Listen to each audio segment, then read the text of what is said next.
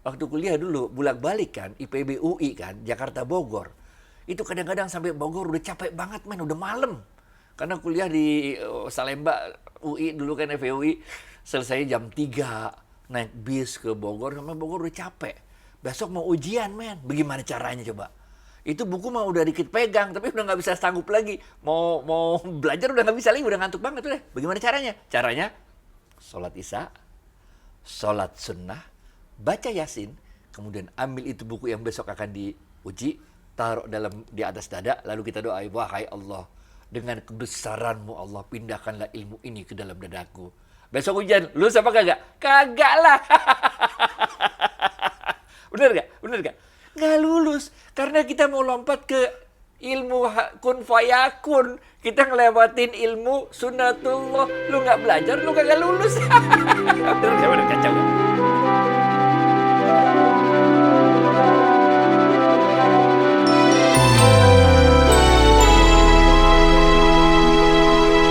Assalamualaikum warahmatullahi wabarakatuh. Sahabat Smart Skill School, semoga kita semua selalu dalam lindungan Allah Subhanahu wa Ta'ala. Kali ini kita akan berbicara meneruskan episode lalu, yaitu mengenai hakul yakin. Yuk kita sapa Ustadz kita yuk. Ustadz, Assalamualaikum, apa kabar? Waalaikumsalam warahmatullahi wabarakatuh. Sehat, berkah, bahagia. Amin. Alhamdulillah.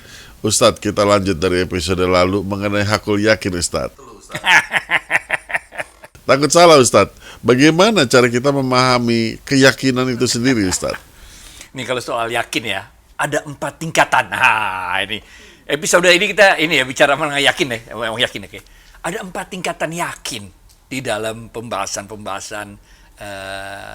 Islam ini. Yang pertama, tingkatan pertama yang kita sebut dengan ilmu yakin, di mana kita yakin akan sesuatu itu karena memang telah dibuktikan secara ilmiah. Biasanya ada persamaan-persamaan matematika, kimia, biologi, fisika, dicoba di laboratorium, dicoba kalau IPB kan, dicoba di namanya ada demplot, ada lahan percobaan. Pokoknya udah dibuktikan secara ilmiah, maka orang yakin bahwa bibit jagung tipe bisa menghasilkan jagung yang bagus, setahun bisa panen 4 kali misalnya begitu. Nah, ini namanya ilmu yakin. Jadi secara ilmiah telah dibuktikan sebab akibatnya kebenarannya teruji. Ini namanya ilmu yakin. Tapi kan sering juga orang bilang gini, iya itu kan teorinya. Benar gak? Sering kan orang ngomong gitu. Iya kan, itu kan teorinya. Kenyataannya bagaimana? Itu tuh. Ya itu kan di laboratorium IPB kayak begitu, bener gak? Itu laboratorium ITB katanya, itu kan teori ekonominya. Bagaimana nanti di lapangan ini kan belum tentu sama. Ini. Sehingga kita masuk pada yakin level 2, yaitu namanya ainul yakin. Di mana bukan aja secara teori, bukan aja dibuktikan secara ilmiah dia benar, tapi kita dengan panca indera kita, dengan mata kita melihat bahwa iya benar. Itu bibit jagungnya ditanam di tempat kita, iya benar ya. Itu udah namanya ainul yakin, di mana panca indera kita, mata kita melihat memang betul teori itu dalam prakteknya memang betul benar. Nah, gitu. Ini level 2. Tapi ada level yang ketiga yang disebut dengan hakul yakin, di mana kita benar-benar telah merasakan sendiri bahwa hal itu memang benar. Nah, ini bos. Ini bukan aja teorinya benar, dibuktikan benar. Bukan aja kita udah ngeliat orang lain nanam jagung apa segala macam benar, tapi kita sendiri udah merasakannya. Nah, barulah kita sampai kepada level yang namanya hakul yakin. Itu kita cerita tentang jagung. Sekarang kita kalau cerita tentang kebesaran Allah. Benar gak? Kalau kita baca Quran, kita baca hadis, itu namanya kita ilmu yakin. Dalam ilmu Qurannya, dalam ilmu hadisnya, kita yakin itu benar. Sadaqallah wa sadaqur rasul, kan gitu. Dalam ilmu Qurannya, dalam ilmu hadisnya, kita yakin benar, ilmu yakin. Kemudian waktu kita lihat dari sejarah, dari kejadian-kejadian yang ada, kita lihat dengan mata kepala sendiri, ternyata iya, orang-orang yang durhaka sama orang tuanya hidupnya senep, misalnya gitu, benar gak? Orang-orang yang pelit, nggak mau berbagi sedekah dan sebagainya, hidupnya juga benar nggak?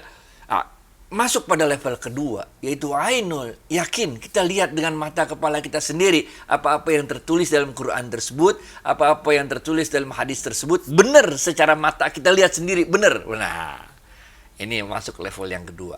Level yang ketiga, hakul yakin. Kita merasakan sendiri. Misalnya ayat yang terkenal lah, fa inna ma'al usri yusran, inna ma'al usri yusra, bener ya? Itu kan kalau kita belum ngalamin sendiri, kita enteng banget ngomongnya, bener bener gak? La yukallifullahu nafsan illa wus'aha, bener gak? Ya, kayak kita kan baru ngomong doang, enteng. Tapi waktu kita jalanin, bener.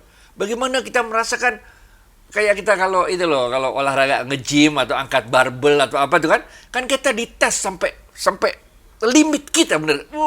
Bener gak? Begitu juga waktu hakul yakin, benar nggak? Emang kita sih ainul yakin ada orang bisa ngangkat barbel 100 kilo, iya. Cuma kita belum pernah sendiri kan. Ketika kita mau, itu benar-benar kita rasakan kebenaran yang ada dalam Al-Quran tersebut, kebenaran yang dalam hadis tersebut, benar-benar kita sendiri udah merasakannya. Ini namanya hakul yakin. Nah, tapi ada level keempat, yakin yang paling tinggi. Yang namanya adalah kamalul yakin. Keyakinan yang sempurna. Ini lain lagi nih. Di dalam level hakul yakin, misalnya ya, kita udah yakin banget nih bahwa kita kalau sedekah atau segala macam, nolong orang segala macam, Allah akan selalu bantu kita. Ada kesulitan-kesulitan yang nggak masuk akal, bisa dilewatin. Ada kesulitan yang luar biasa, kita tertekannya, kita nggak tahu jalan keluarnya kayak apa, tapi kita yakin wa may yattaqillah yaj'al lahu makhraja wa yarzuqhu min haitsu la yahtasib. Tahu-tahu Allah selamatkan kita, Allah kasih jalan keluar, benar nggak? Sehingga kita hakul yakin bahwa Allah itu punya kekuasaan kun fayakun, benar nggak? Apapun kesulitannya yang nggak masuk akal sekalipun, kun fayakun, gitu, benar nggak? Nah, ini kita di hakul yakin. Tapi ketika kita masuk satu tingkat lagi, yang namanya kamalul yakin, kita belajar satu hal lain lagi. Betul, di level ketiga kita belajar tentang kun fayakun. Tapi di level 4 kita belajar bahwa kun fayakun hanya sebagian kecil dari ilmunya Allah. Ini men. Karena kehendaknya Allah itu, takdirnya Allah itu, ketetapan Allah itu ada dua. Yang pertama, ketetapan Allah, kehendak Allah, yang dilakukan melalui yang kita sebut dengan sunnatullah. Benar gak? Sunnatullah. Dan yang kedua, ini yang kita sebut dengan ilmu kun fayakun. Jadi ada ilmu sunnatullah, ada ilmu kun fayakun. Ini baru bisa kita alami di level kamalul yakin tadi. Yaitu keyakinan yang sempurna. Oke? Sebagian besar kejadian, sebagian besar takdirnya Allah, sebagian besar ketetapannya Allah, itu melalui sunnatullah, bukan melalui kun fayakun. Kita terangin dulu apa sunnatullah ya. Sunnatullah adalah suatu cara Allah, suatu ketetapan Allah, sebab akibat, yang tidak pernah berubah. Kayak begitulah caranya. Misalnya, ambil contoh deh, biar ngomongnya gampang, bener gak? Kalau mau punya anak, bener gak? Kalau mau punya anak, maka sperma harus ketemu sama sel telur. Nah, kalau sperma ketemu sama sel telur, dia jadi anak, bener gak? Mau ente nikah, mau ente zina, bener gak? Tapi kalau sperma ketemu sel telur, jadi anak gitu. Ya, itu namanya sunnatullah. Ini merupakan sebagian besar dari takdir-takdirnya Allah. Supaya apa? Allah mau kita manusia ini belajar tentang ilmunya Allah. Supaya kita manusia ini bisa mengenal Allah dengan keteraturan kehidupan ini. Dengan keteraturan alam jagat raya ini. Ya benar gak? Ini. Sebagian besar itu adalah sunnatullah. Sebab akibat. Tapi Allah juga mau mengajarkan pada kita. Memang Allah punya sunnatullah, punya keteraturan dalam kehidupan, sebab akibat itu. Tapi jangan lupa, Allah juga punya kun fayakun. Punya ilmu satu lagi yang namanya kun fayakun. Nah ini mah jarang-jarang kejadiannya. Ini mah mukjizat, bener gak? Apa-apa yang... Nah, kalau kita udah memahami ini semua, maka kita sampailah pada level kamalul yakin, di mana kita berasa kita faham sefaham-fahamnya, seyakin-yakinnya bahwa hidup itu harus mengikuti sunatullah. Benar gak? Benar gak? Benar gak? Mau badan sehat, lalu jaga makanan yang benar, benar gak? Tidur yang cukup, benar gak? Olahraga yang bagus, benar gak? Mau pinter, belajar, jangan dulu waktu saya kuliah, dikit ya, intermezzo. Waktu kuliah dulu, bolak-balik kan, IPB UI kan, Jakarta Bogor. Itu kadang-kadang sampai Bogor udah capek banget, men, udah malam. Karena kuliah di Salemba, UI dulu kan, FUI, selesai jam 3, naik bis ke Bogor, sampai Bogor udah capek. Besok mau ujian, men, bagaimana caranya coba? Itu buku mah udah dikit pegang, tapi udah nggak bisa sanggup lagi. Mau belajar udah nggak bisa lagi, udah ngantuk banget udah. Bagaimana caranya? Caranya, sholat isya, sholat sunnah, baca Yasin, kemudian ambil itu buku yang besok akan diuji, taruh di atas dada, lalu kita doa, wahai Allah, dengan kebesaranmu Allah, pindahkanlah ilmu ini ke dalam dadaku. Besok ujian, lulus apa kagak? Kagak lah. Bener gak? Bener gak? Nggak lulus, karena kita mau lompat ke ilmu kun fayakun. Kita ngelewatin ilmu sunatullah. Lu nggak belajar, lu kagak lulus. Bener gak? Bener, kacau gak? Ini contoh-contoh yang gampang kita pahami. Nah, yang kita sebut dengan kamalul yakin itu adalah ketika kita udah memahami seluruh bagaimana cara kerjanya Allah. Pada saat itulah, nih boleh gak? Dikit lagi ya, lu sabar dikit lagi ya. Boleh gak? Inilah sebabnya kemudian ketika kita udah sampai level itu, kamalul yakin, maka Sayyidina Abu Bakar As-Siddiq radhiyallahu anhu mengatakan, setiap kali aku melihat sesuatu, aku melihat Allah pada sesuatu itu. Nah, Sayyidina Umar bin Khattab radhiyallahu anhu mengatakan, setiap kali aku melihat sesuatu, aku melihat Allah sebelumnya. Sayyidina Utsman bin Affan radhiyallahu anhu mengatakan, setiap kali aku melihat sesuatu, aku melihat Allah sesudahnya. Sayyidina Ali bin Abi Thalib radhiyallahu anhu mengatakan, setiap kali aku melihat sesuatu, aku melihat Allah beserta sesuatu itu. Nih, kalau udah levelnya itu, wah, ini men, ini sebetulnya adalah kalau mau digampangin jadi do your best and let Allah do the rest. Kalau mau digampangin, bener gak? Mereka udah bisa ngelihat manusia, dia ngelihat kebesaran Allah, bener gak? Nah, ini kalau dalam Al-Quran, ini ada di surat Al-Hadid, nanti tampilinnya. Ya, Allah mengatakan dalam Al-Quran, wahwa ma'akum aina ma kuntum. Nah, sesungguhnya dia, wahwa, sesungguhnya dialah Allah, ma'akum, selalu bersamamu, kemanapun engkau berada. Ini men. Ini kalau kita lihat perkataan-perkataan dari Sayyidina Abu Bakar Siddiq, Umar bin Khattab, Utsman bin Affan, Ali bin Abi Thalib. Ini sungguh dia selalu bersamamu di mana engkau berada. Jadi kalau Sayyidina Abu Bakar Siddiq ngeliat orang itu, dia ngeliat ini nanti menimbulkan kalau belajarnya separuh-separuh bahaya nih. Kita terangin dikit ya, yang dimaksud dengan sesungguhnya Allah selalu bersamamu kemanapun engkau berada. Nah, inilah Imam Bukhari mengatakan, beliau mengutip pendapatnya Imam Sufyan Ats-Tsauri ketika ditanya mengenai pengertian sesungguhnya Allah selalu bersamamu kemanapun engkau berada.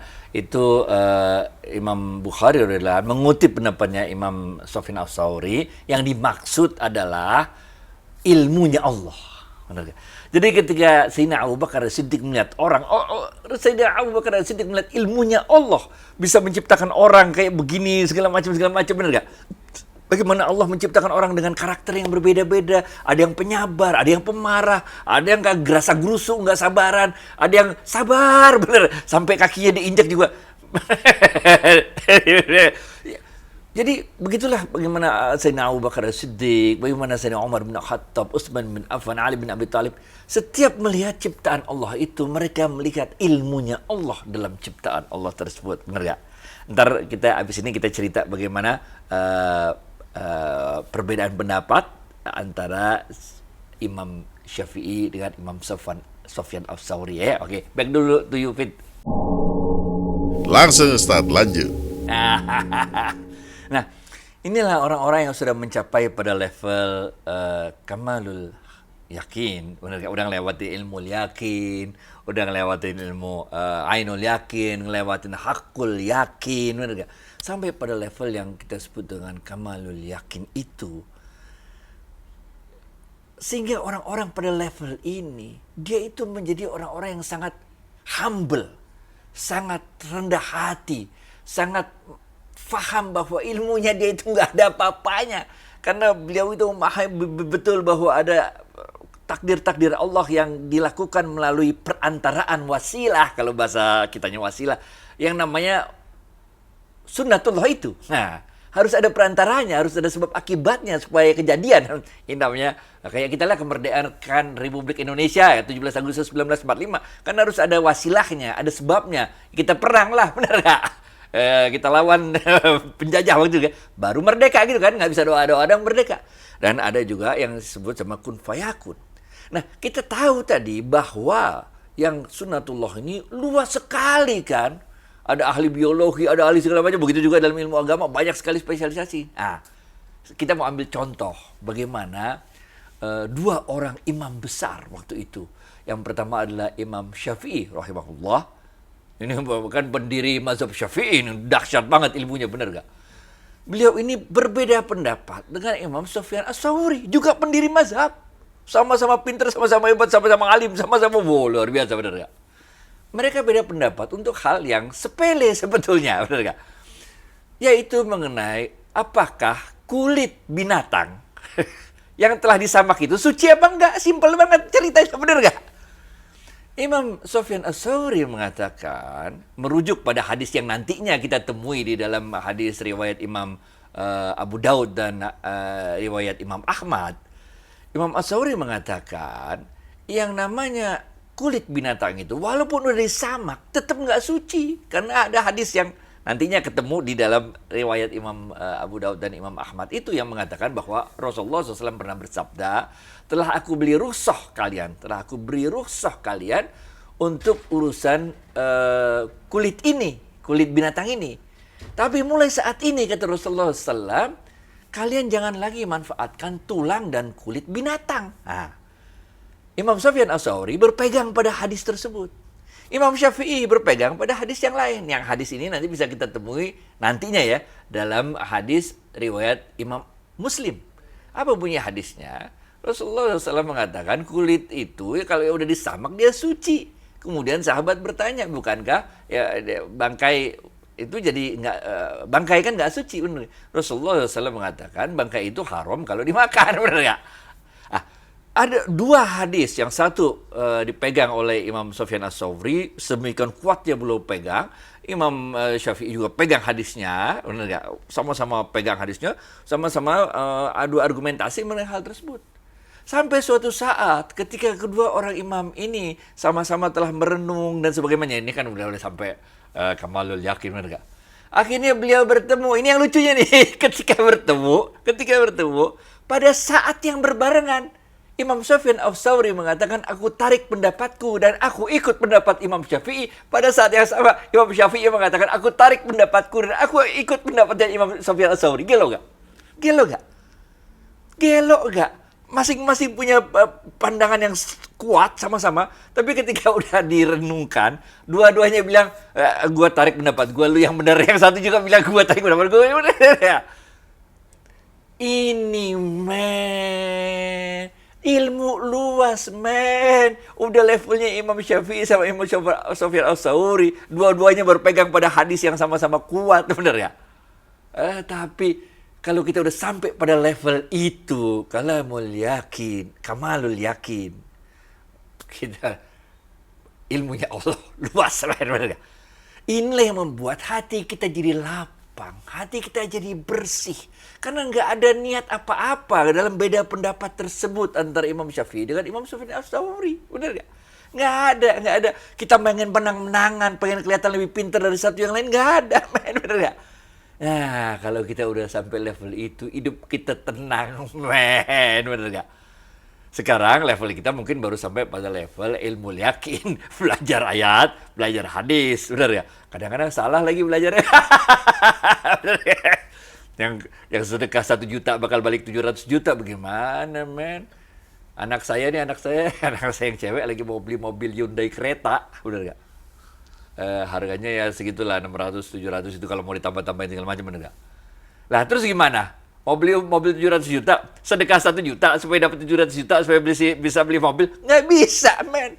Ente lompat ke ilmu kun fayakun. Ente nggak paham ini bahwa ada ilmu yang namanya sunatullah.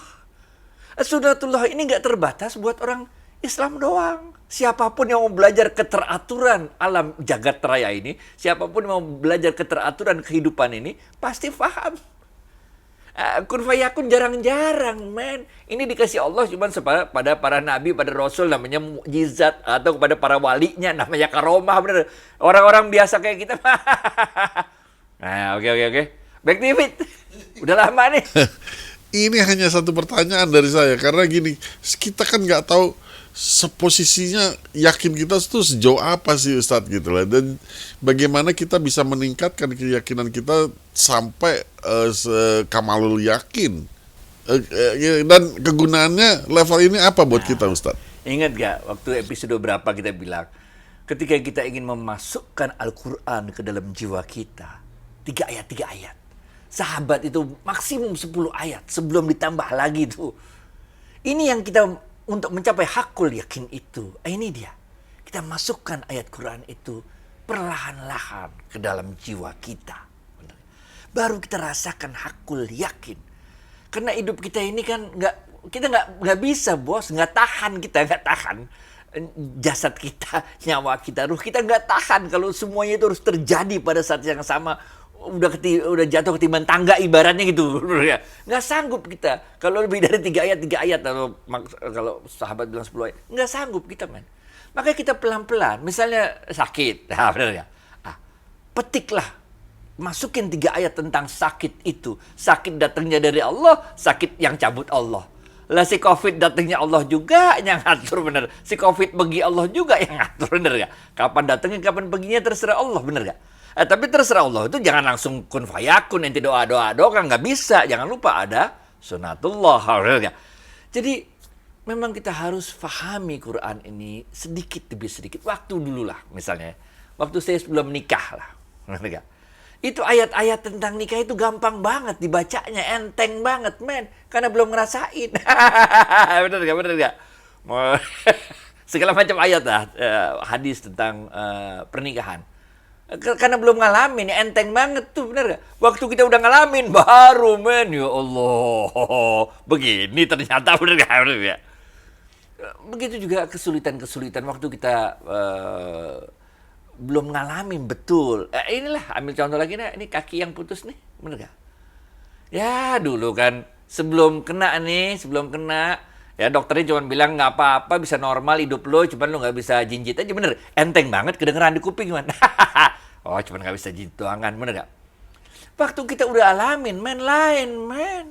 Secara mental aja kita down, lah kaki putus, bener gak? Bayangin gak sih kaki putus, tendonnya, bener gak? Ya, tapi waktu kita udah lewatin itu semua, kesulitan-kesulitan yang sedemikian rupa, beratnya 6 bulan harus pakai kruk, men, kemana-mana jalan-jalan, naik pesawat terbang segala macam pakai kruk, pakai tongkat 2 kiri kanan gini. Tapi setelah itu kita lewatin, kemudian Allah mengajarkan pada kita kan bahwa putus tendon itu nggak ada apa-apanya, life goes on, bener gak? Kehidupan berlangsung terus dan nggak ada yang kurang dalam di kita kecuali nggak bisa jinjit, bener juga si dokter. Cuman dokternya enak aja ngomongnya kelewat ngentengin gitu, bener gak? Begitu juga dengan COVID, bener gak? Waktu denger doang, baca-baca doang, denger di TV, oh oke, COVID, isoman 14 hari gitu doang kan. Coba ngerasain sendiri, bener pas Delta, coba lo, deg-degnya itu, pas pertama kali dapat positif tuh, wow. Gelo gak? Udah, back to it. Oh, nah Ustadz ini memang selalu bisa mengambil hal yang baik dari setiap kejadian yang dialami. Jadi benar gak gini Ustadz, pemikiran saya ya. Jadi dalam hidup ini kita harus selalu bersama Allah, almost 24 hours, dengan selalu mengingat Allah. Walaupun sebagai manusia kita ya susah juga, sering kelupaan. Kemudian kita harus bersabar, ridho dan yakin, selalu mengambil pelajaran dari setiap peristiwa. Udah lulus. Itu benar tuh. Setiap kejadian itu udah didesain sama Allah, men.